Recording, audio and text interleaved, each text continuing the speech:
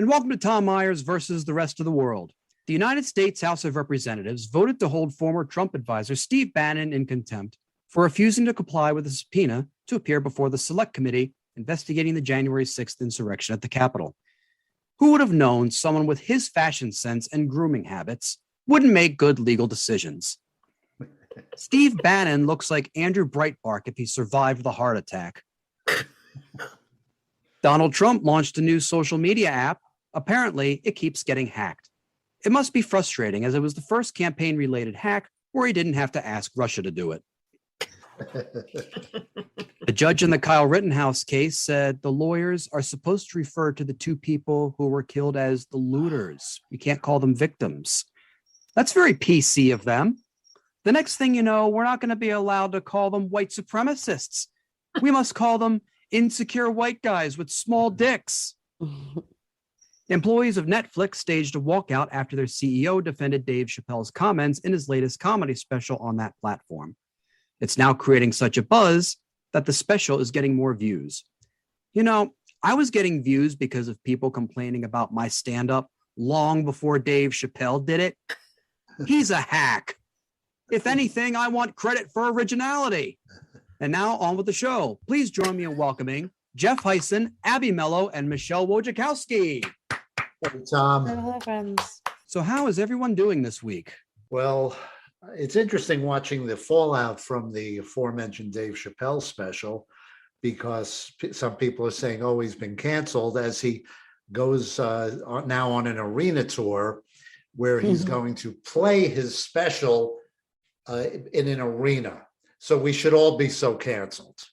I would love to have been canceled like that, as opposed to just, say, a bunch of local Second Amendment activists posting on a message board that only they read. Right. That's right. You mean you'd wish you could have monetized your cancellation? I know. I mean, that's actually the smart thing to do. Like, apparently I have to be like outright racist and hateful in order to do it. And I think on this podcast, to be fair, I've actually come close to saying things that could have been misconstrued. Well, I probably have said some things that could have been misconstrued that way. Of course you have. You don't tend to lean toward the racist area because you spend a lot of your time talking about erections, as I recall. So that's what you do, Tom. You just do. Listen, bodily functions bring people together. We all have them. Abby, how about yourself? What's going on? So last week I had to leave a little bit early because I had a show down in DC and it was super fun. And thank you guys for accommodating me. They gave us goodie bags at the show.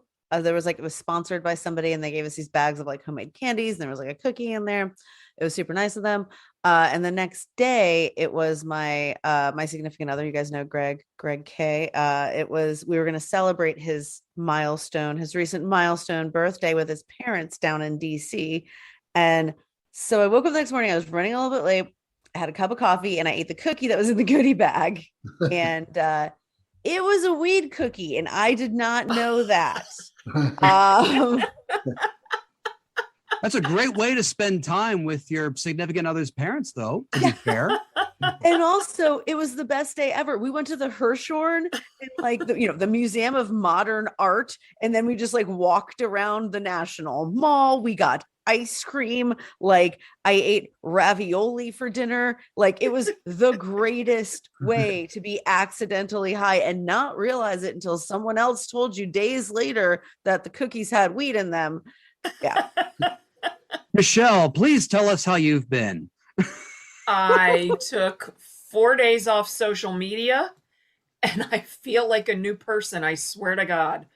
I have to use it for work, and I'm always publicizing stuff.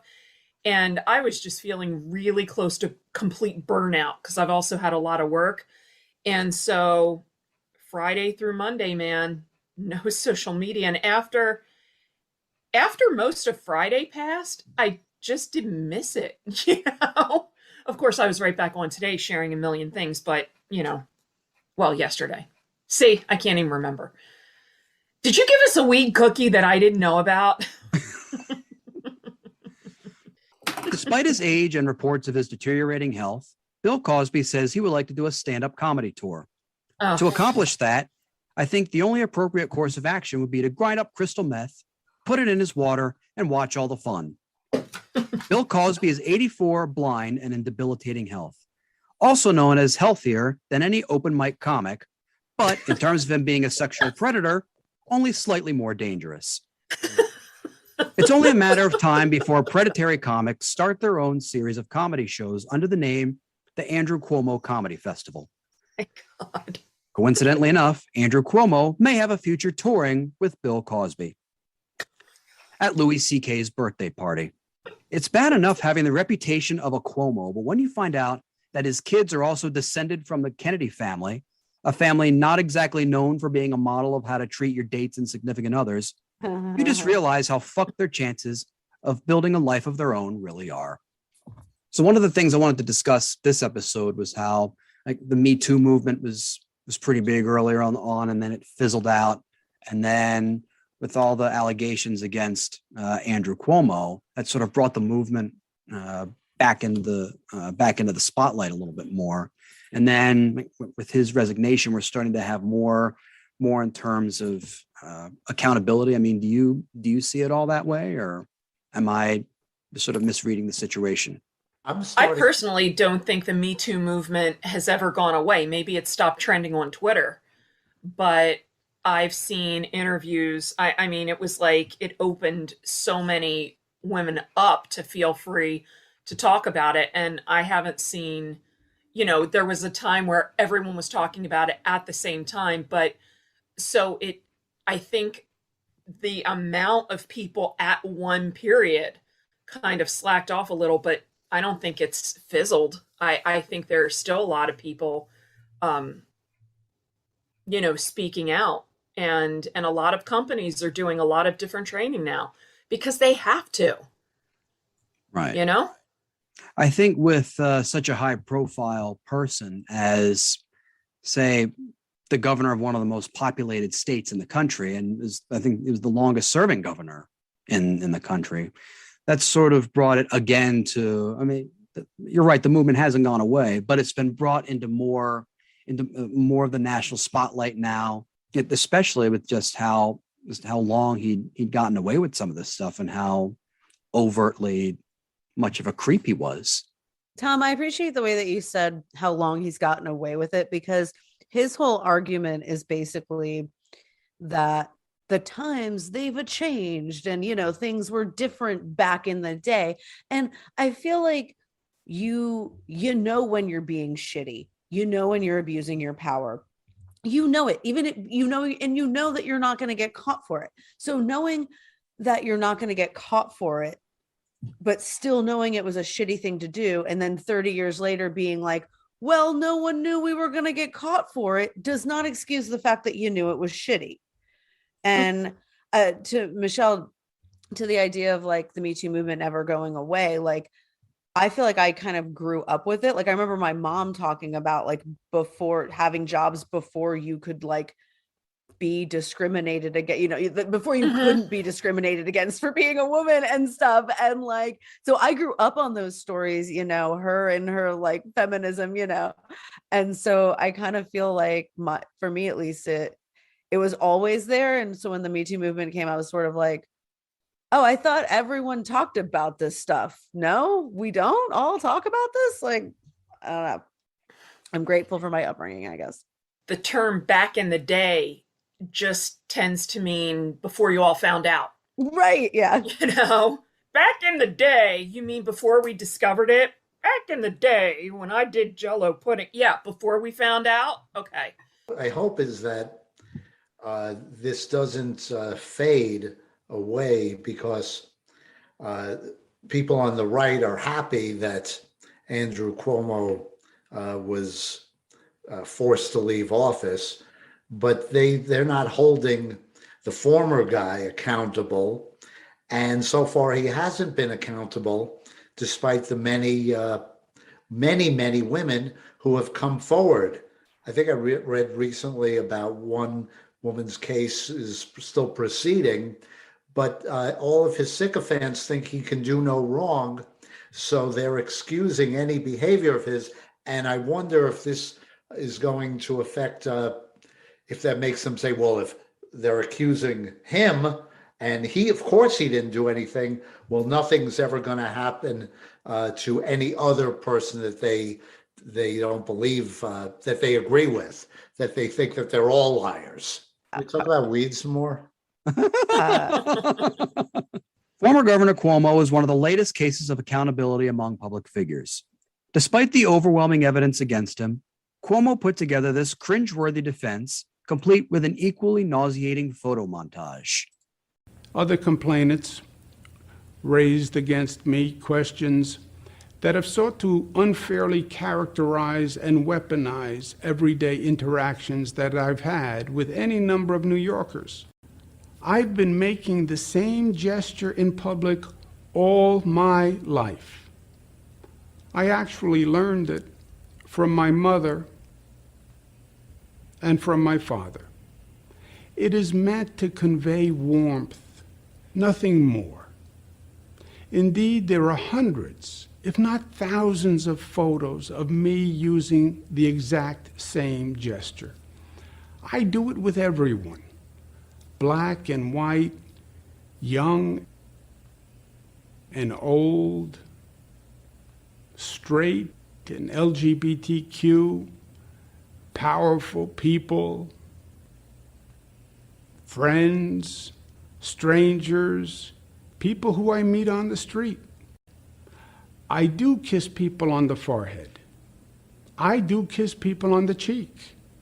I do kiss people on the hand. I do embrace people. I do hug people, men and women. I do on occasion say, "Ciao Bella."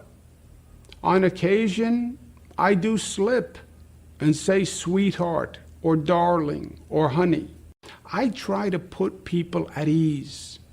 I try to make them smile. I try to connect with them. And I try to show my appreciation and my friendship. You know you're screwed when your only defense is making it sound like a very twisted version of Dr. Seuss. I kiss people on the hand. I kiss people on the head. Also, his defense is just a string of people he has assaulted. It's exactly, like, exactly. You know, if I decided, you know, hey, my grandmother used to grab men's penises when she walked up to them, and that's how I learned it. You know, it's like he's throwing his parents under the bus, and the things we learn from our parents aren't always the things that you can do in the future. it's a power thing, and he knows it. And when you're the person who is giving physical affection in a way before you've established the trust and relationship that would be normal within, then you're forcing the power dynamic. And it doesn't matter that it's with another man or it's with another political leader.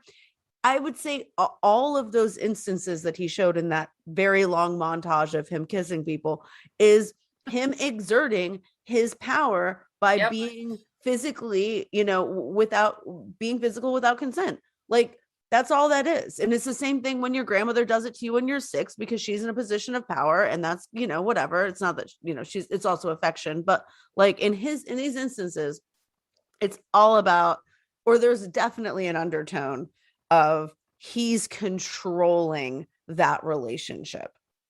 Because who's going to say in public, "Governor, don't touch me," because that's going to make the news. You know what I mean? And then it's going to be like, what's wrong with her or him or whomever? Oh, were they abused? Why don't do they not like Italian people? Do they not like governors? Do they not like, it would suddenly become this whole big thing. So you just shut your mouth, let him touch your face, and you go home and you freak out. Also, don't put Bill Clinton in your video if you're trying to defend yourself against sexual allegations. Exactly. One thing one of the many things that bothered me there is as Michelle put it, the way he threw his father under the bus. Mario Cuomo was a great man, a great man. He would have been a great president. He would have been a great Supreme Court justice. He was talked about for both. He was a governor of New York, and one of my favorite people. That doesn't excuse any of Governor Mario Cuomo, doing those things, but as Michelle said, don't throw your father under the bus as an excuse for your behavior. We may never be able to understand the behavior of men in person as well as on social media, but we are able to exploit their actions for the purpose of entertainment value, as we can see in this clip from Divorce Court. Why don't you tell me about your suspicions that Mr. Bryce is cheating on you? But they have groups. They're not like chat groups, but they're like aside from the normal social media. Mm-hmm. And he was on there posting, he was on a sex group. He was in a particular sex group. On this particular group, he posted a picture of his private parts on internet for the world to see. Then why? At the time when I did it, it was like, we was arguing and all the time, and I didn't really think nothing of it because I'm not really seeing these girls. Like, ain't like none of them in my inbox and I'm trying to go see them or whatever like that. Exposing your genitals never resolves an argument. Excuse me. Ever. It's not like, hey, you shouldn't have done this, you shouldn't have done this, you shouldn't have done this. Oh, yes, I see your penis. Okay, you're right. I think that argument would have been a lot differently if the judge behind that lectern was Brett Kavanaugh. I'm annoyed, Tom, because I had to wait till my third year of law school to hear that legal principle, exposing your genitals never resolves a legal argument. And she just says it to anybody watching Divorce Court. Well, in a way, I disagree with that judge. Like, if I'm arguing with someone and suddenly they pull their penis out, then I'm like, you know what? We'll call it a draw. There's no way to argue or to try to reason with people like that. And just a little public service announcement out there for all the guys listening. 9 times out of 10, a woman doesn't want to see a close-up of your junk. I'm just saying. There are women for whom fighting back against men and their piggish behavior is considered batting practice. In this clip, artist Whitney Bell tells us how she took an act of digital harassment and turned it into art. We found you on Instagram. That is like how we became acquainted with you, and then with a little bit more sleuthing, figured out that you did this amazing dick pic installation. I am sort of known as the dick pic chick now. Yeah, that's my beautiful moniker. And so I started collecting unsolicited dick pics from every woman I knew, which was shockingly easy. All they had to do was like open their Tinder back up. Oh yeah. And I got like over 200 within a month, and decided to display them in a gallery space that felt like the inside of a woman's home. So there was a bedroom and a bathroom and a kitchen. I love that. But yeah, so it was just that, and then a river of dicks, and interspersed with like feminist prose and stats on harassment. Mm-hmm. And a lot of times when I was getting the pictures from these women, they started telling me their stories. It was just a natural progression. Mm-hmm. I was like, well, I can't do nothing with all of these like kind of funny or heartbreaking or whatever it is stories. So those got incorporated, and I think really helped give some context for all the penises. Since the gallery ended and there was all this press around it and stuff, which is great, but I get so many dick pics now. Still, we're gonna ask you about 6 months later, I'm getting probably 3 to 6 a day. And right afterwards, it was like 30 or 40 a day. I'm sure you were just inundated. Yeah, and it was, I'm cataloging them all and reserving them for other projects and stuff. And now I have like such a thick skin about it. It's like just kind of funny. But they're always accompanied with these messages, which are one of two things. It's either like, fuck you, you cum dumpster, like I know you like it, which only confirms my harassment theory. Right. Or it's guys being like, please put me on your wall. Like, please, I just want to be included. I mean, I can see a lot of unknown open mic comics whose only experience is performing over Zoom, submitting for that project because it's one more thing they can do where they don't have to leave the house because they are, in fact, getting paid in exposure. Very good, Tom. Pun I intended. actually. So this crosses over with my story that I told earlier. I went to the Hirshhorn, and Laurie Anderson is like the featured exhibit right now through next summer, and she's an amazing feminist. So this is like role reversal here. So she did a whole exhibit in the 70s. She did this where any guy that would street harass her, like street call, cat call her or whatever, she would just turn around and take a picture of them. And so there was a whole exhibit, and she would describe underneath like what the guy said to her and stuff. And so it was like this beautiful, it was just like a really cool part of the exhibit. But anyway, it just kind of reminded me of what she did with the dick pics. It's like, yeah, I don't want you street harassing me. And she would blur out their eyes, but it would be like, on the corner of, the street and the street, he said, blah, blah, blah. Loved it. Really super cool. And that was in the 70s. She was doing that. In a way, I can relate to this artist because if I had $1 for every time someone texted to me that I was a cum dumpster, I could afford to pay you guys for coming on here. There was a time when the not so subtle mistreatment of women was mainstream and suitable for family viewing, as we can see in these old TV ads for a well-known brand of coffee. Your coffee, sir. Thanks, beautiful. You're welcome. How can such a pretty wife make such bad coffee? I heard that. Forget the coffee, Marge. It's never very good. But Phil, I'll get some at the plant. Oh, no. What's wrong? Oh, it's your coffee again. The desk sergeant at the station makes better coffee than this. Ed, really? Sorry, honey. But your coffee tastes terrible. Attention, ladies, please. Right now, at the end of aisle 2, I've set out a brand new, can't-miss, husband-pleasing coffee. Papa Eddie, my coffee, it's murder. It's either too bitter or too weak. Try Folgers. Because Folgers coffee is mountain grown. Mountain grown? Like the sign says. Mountain grown for richer flavor. I mean, it's really condescending that the store clerk not only thinks women don't know how to make coffee without their help, but also they don't know what a mountain is. The sign says it's mountain grown. It must be mountain grown. Anyone like a little side of misogyny with their breakfast? As someone who's toured down south before and eaten at several Waffle Houses, they give that to you for free. Along with racism. The cheesy eggs. The cheesy eggs are worth all of it. I'm just like, guys, it's water and coffee grounds. What's wrong with you that you can't make this happen? Like day after day, you're just like, your coffee's terrible, Suzanne. Like shaving cream. Like, I don't know, make your own fucking coffee. That's exactly what I was going to say, Abby. Exactly. If you think my coffee tastes like shit, then get off your ass and make your own. Everybody's going to the desk sergeant from now on.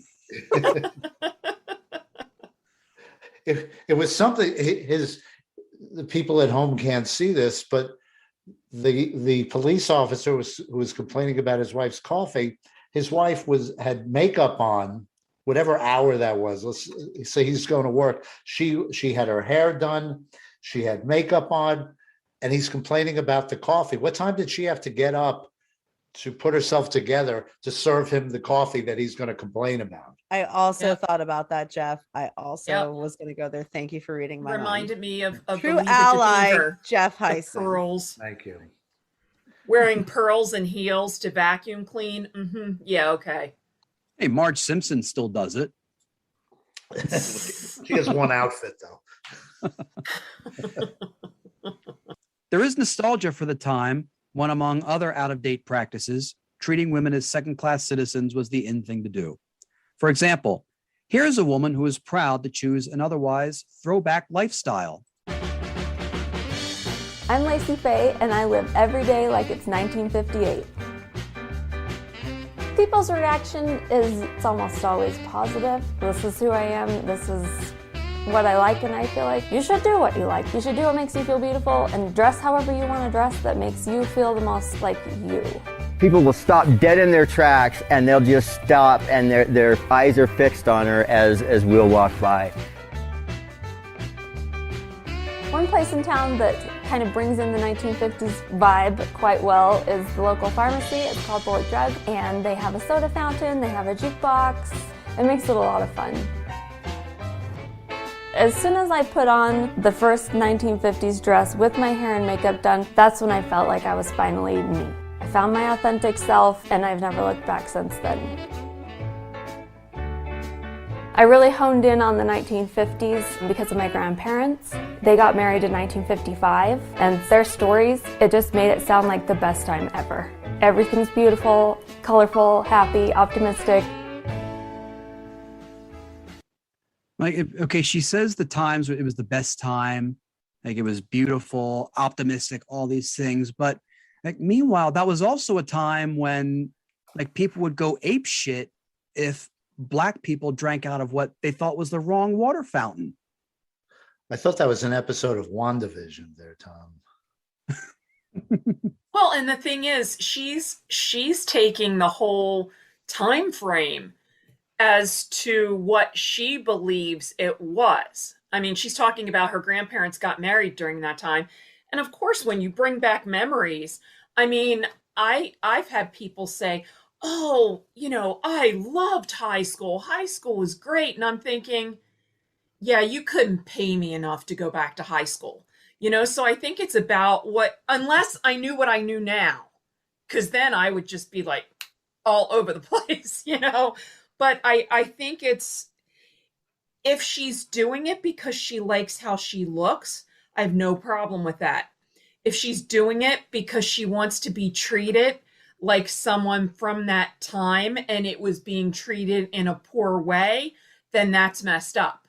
In no part of that did she say, she was like, I like to wear this dress. I like this furniture. At no point was she was like, I like to have my husband make decisions about my birth control options. Like, she didn't say that. She was just like, I like curlers. And yeah. If she really wanted to live like they did in 1958, right, she'd let her husband do all the talking and she wouldn't be on YouTube. Like, she's got her own YouTube you can look channel. at that woman and you know she's not taking any shit from anybody. You know? That guy cries himself to sleep every night. If it was truly 1958, then that car didn't have a seatbelt.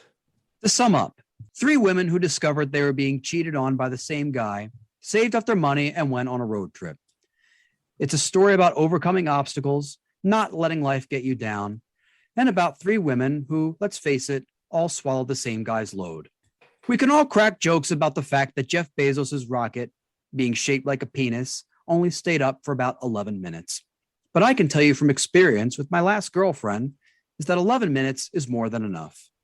In fact, the only reason I was able to keep going for that long was because I was fantasizing about her best friend. He was way nicer to me. I don't know why I decided to go that particular route for the sake of comedy. Maybe it's the way I'm wired. Or perhaps it's because there is a segment of my listeners who have only heard of me simply because I am a target of a bunch of racist white incels who talk shit about me on their podcasts. And I feel obligated to say something just to make everyone feel included. And that was it. That is literally the only thing they're going to get for a long time. Enjoy. And on that note, that's our show. I want to thank Jeff Hysen, Abby Mello, and Michele Wojciechowski. Thank you. Chin chin, everybody.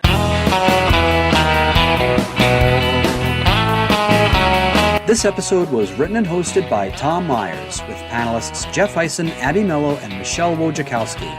Theme music by Jeroen Vandenhurk. Executive producer Tom Myers. Executive producer for ipmNation, Matt Connarton. For more information, visit tommyers.us.